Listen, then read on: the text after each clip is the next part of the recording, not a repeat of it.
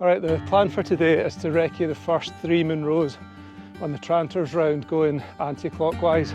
So that's the first 3 Munros on the Moors. So I'll be hitting Mullach and Coirean, which I'm on my way up just now, then Stob Ban, and then if I'm feeling good I'll continue on to Devil's Ridge and up to Sgurr, and then down from there. I've already had quite an interesting start, trying to follow the route that takes a shortcut through some forestry, but I definitely don't think I'll be doing that on my attempt. I don't know if you can see, I'm sweating profusely here. It's very warm, there's no wind. I'm just trying to set a reasonable pace, not too fast.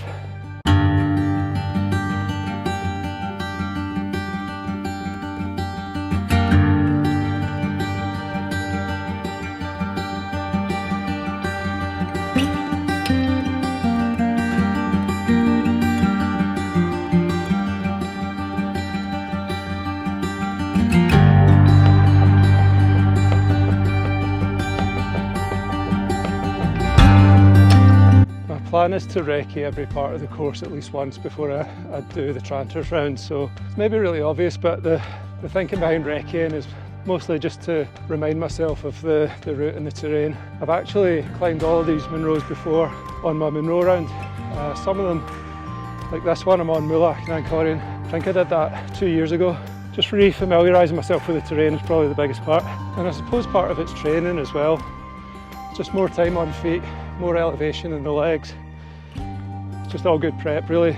I'm also in the process of finishing my Munro round.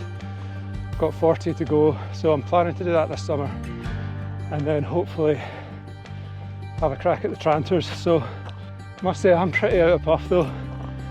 I don't usually get like this, but I think I'm trying to go a little bit faster than usual.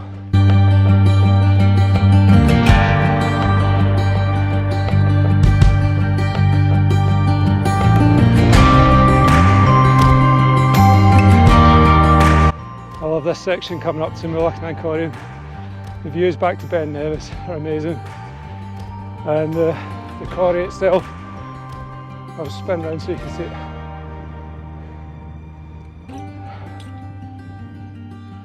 Probably doesn't do it justice on the GoPro, but it's one of my favourite views out of any of the Munros that I've done.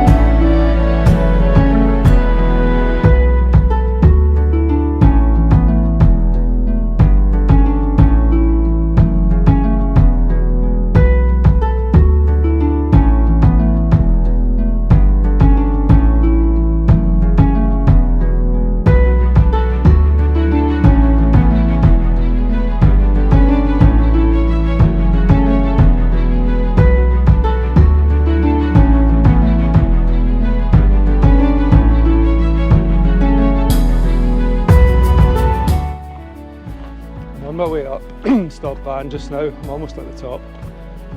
So I've been going for about 2 hours. A wee bit of self-doubt creeping in, if I'm being honest.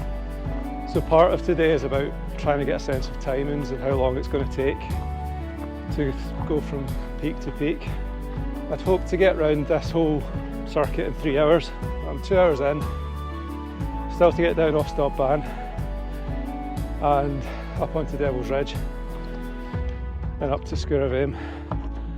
So I think it's going to be longer than 3 hours. think it's quite hard not to have self-doubt creep in. You start to think, this is only 3 Munros out of 17.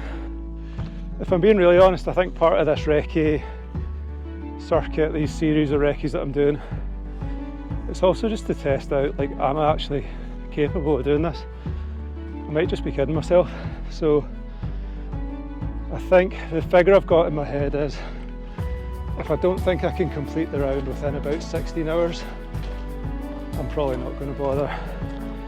I don't really, technically you can do it in 24, but I don't really want to be limping around completely exhausted and, you know, just dragging myself across it. So if I think I can do it in 16 or less, I'll probably give it a go, and if not, I'm going to try next year. I don't know, but that's a long way off yet.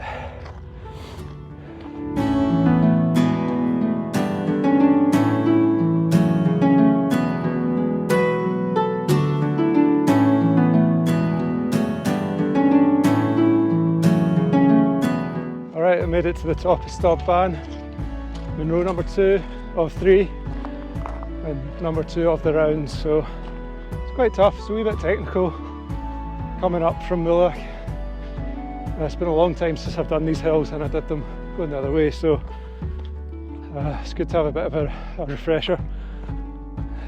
That's me at the cairn. Just spin you around.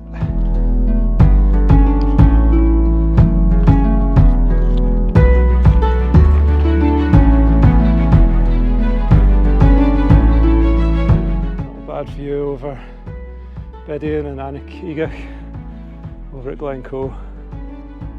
Just behind me, that's where I'm heading, Sgurr, so we need to get down off Stob Ban and then looks like there's a path up onto the ridge. I've never linked these two up before, so I reckon just crack on and go up onto the Devil's Ridge, so that'll be fun. Alright, better get down.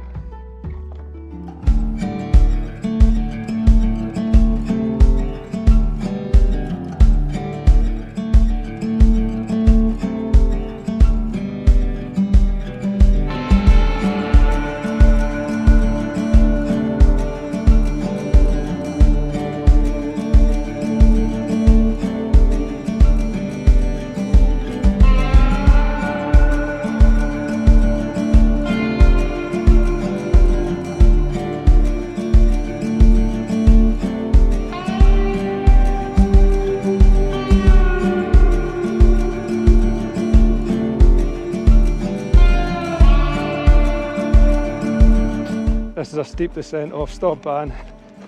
It's a bit too technical to run, for me at least. And I'm sorry to report that the midges are out for the first time this season. So I've made it down the technical bit of the Stob Ban descent. Just heading down towards the Mìseach now. There should be a water source there, so if there is, I'll fill up my water and then crack on. Got the Salomon recce water filter, really handy for this kind of thing. Oh, that's a slimy bit. I was listening to an interview with Jack Kenzel about his Tranter's FKT, and he was saying at one point he dipped his bottle in the water and it came out with tadpoles. You have to dump it out. It's not really what you want.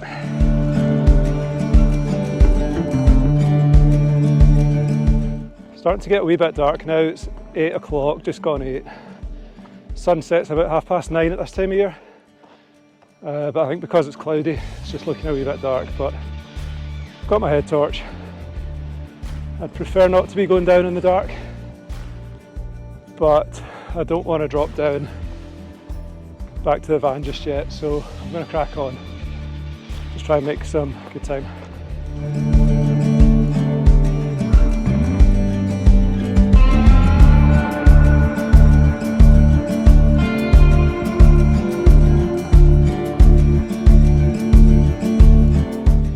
I'm up onto the ridge now. This is the last bit of the Ring of Steel. So it's just like the Devil's Ridge over to Sgurr. That walk up from the Mìseach was actually not as bad as I thought. It's It's just some nice easy zigzags, but I was looking at my GPX file and the official Tranter's route just goes straight up. I honestly don't know if I'll do that on the day. It just seems like a lot of effort, and you know, it's already such a long route. Feels like I'd rather walk a little bit further and preserve a bit of energy, but a wee bit of scrambling coming up here. It's nice because I've done the Stob Ban and Mullach section, and now coming up onto the Ring of Steel. Can't quite see it yet over there, but it's a whole new vista, so that's the great thing about the Munros. They break down into sections and each one's amazing, so get cracked on and go for the scrambling.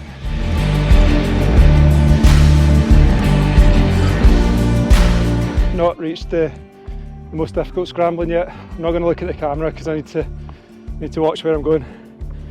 But behind me, the Ambodak and the rest of the Ring of Steel, and over in the distance you've got Nagruagachan and Binion Moor. I don't know if you can see them, but they're there, trust me. Not going to them today obviously, but I will be recceing them in future.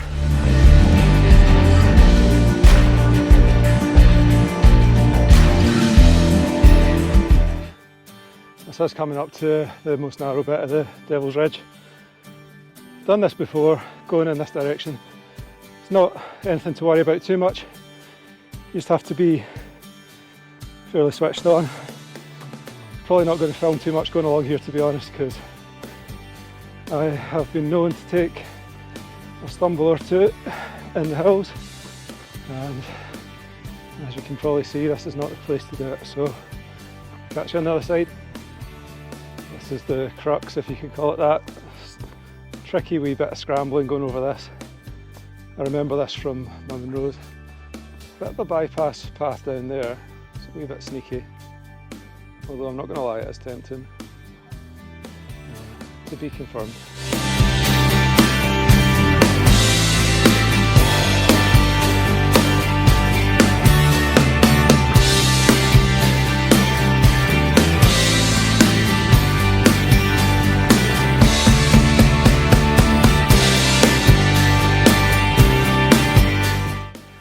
We're at nearly 1,000 metres. Got to start them young.